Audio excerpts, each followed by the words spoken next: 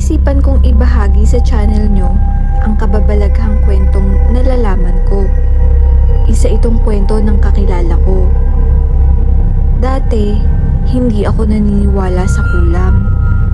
Kasi makabago na at sa baryo-baryo ko lang ito naririnig. Hanggang sa malaman ko ang kwento ni Ella. By the way, Miss Anonymous na lang po ang itawag niyo sa akin. Ang pamilya ni Ella ay medyo magulo. May ibang pamilya ang ama niya na hindi niya matanggap at tila gahaman ng mga ito. Si Ella ang totoong pamilya kasi kasalang ama at ina nila. Bale, hindi na ako masyadong magbibigay pa ng importanteng detalye kasi para sa privacy ng mga sangkot na tao sa kwento. Ang ama ni Ella at ang propesyon nito ay may kinalaman sa seguridad ng bansa. Isang sundalo sa panahon pa ni Marcos. Ayon kay Ella ay may bahay at paupahan pa ang ibinigay ng ama niya sa kabilang pamilya. Sukat ba namang tumigil at tumira pa ito sa bahay nila? At ang ina ng mga ito ay madami daw ang nagsasabi na mangkukulam daw ito. At ang probinsya nito ay talamak sa barang at pangkukulam, kilala sa parteng Visayas. Ang pagiging gahaman ng ina ng mga iyon at ang anak ng mga ito ay napakagulang. Yun ang di nila nagustuhan. Nang ipakilala ng ama ni Ella ang mga ito sa kanilang magkakapatid, ay patay na ang ina ni Ella. Nakita niya yung ina na mga walang hiya niyang kapatid sa ama na nakabelong itim at laging nasa ospital habang naghihingalo ang mama niya sa emergency room. Tila sinisigurado na mamamatay na ang ina niya sa ospital. Hindi nabanggit kung ano ang cause of death. Di ito binanggit ng ama nila sa kanilang magkakapatid. Sa burol ng ina ni Ella, doon niya unang nakitang umiyak ng todo ang ama nilang sundalo. Isang araw, nagkukwentuhan sila Ella at ang tiyahin niya tungkol sa kulam. Nakaupo silang dalawa sa terrace sa ibaba ng bahay nila. Nagtataka kasi ang tiyahin niya kung bakit biglaan ang pagkamatay ng ina ni Ella dahil ang bata pa at malusog ang pangangatawan nito. Bigla ba namang sumabat sa kwentuhan nila ang panganay na anak ng babae na naging kabit ng tatay niya o kapatid niya sa ama. Ito daw mismo ang sinabi nito. Ay, totoo po ang kulam, tiya. Yung si mama nga may ipinakulam, ibinigay ang buhok nito.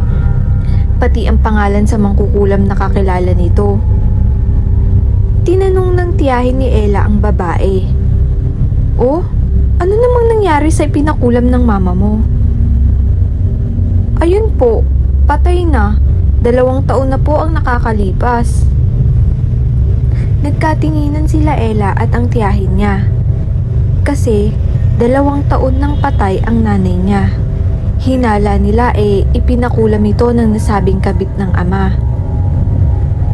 Nag-isip si Ella at gusto niyang gumanti, pero di siya marunong ng witchcraft. Pero nakatagpo raw ito ng mangkukulam. At ipinakulam niya ang kabit ng kanyang ama at gusto rin niyang idamay pati yung mga hayop na mga kapatid niya sa ama ay dapat magbayad rin. Iba ang nangyari at narinig ko sa mga kakilala ni Ella na agasan daw o nakunan daw ang impakta niyang kapatid sa ama na babae at di na nagkakaanak. Tutal pabigat lang naman ng mga ito sa ama ni Ella at tila minala sa mga ito sa buhay. At yung impaktang ina ng mga ito ay payat na. Parang hirap na hirap at di mamatay-matay. Minalas din sa buhay, parang mga tambay ang mga anak nito at walang swerte sa buhay. Di nakakatapos ng pag-aaral, laging mga malas din sa trabaho. Di ko alam if tumalab nga ang pagpapakulam ni Ella sa mga ito. Laging may mga kagalit at walang makasundo ang mga kapatid niya sa ama. At nanganganib pa ang buhay nito sa labas. Laging may mga atraso. Kaya nagsusumiksik sa bahay na pag-aari nila. Walang mga kaibigan ang mga ito. Halos lahat ng mga tao ay masama ang tingin at ayaw na ayaw sa mga ito. At higit sa lahat, ang ina ng mga ito ay parang namamalimos na lang kung kani-kanino. Naghihikahos at walang pinatutunguhan ng buhay. Lagi pa raw na-ospital at walang katiwasayan ng buhay. Sa palagay ko, pinagbabayaran na ng pamilyang yon ang ginawa nila sa ina ni Ella. Di rin minahal o di rin pinakikisamahan ng ama ni Ella ang babaeng iyon. Sa ngayon ay may kinakasamang partner na ang ama ni Ella na kasundo naman nila at ng mga tunay niyang kapatid na maituturing niyang tunay na pangalan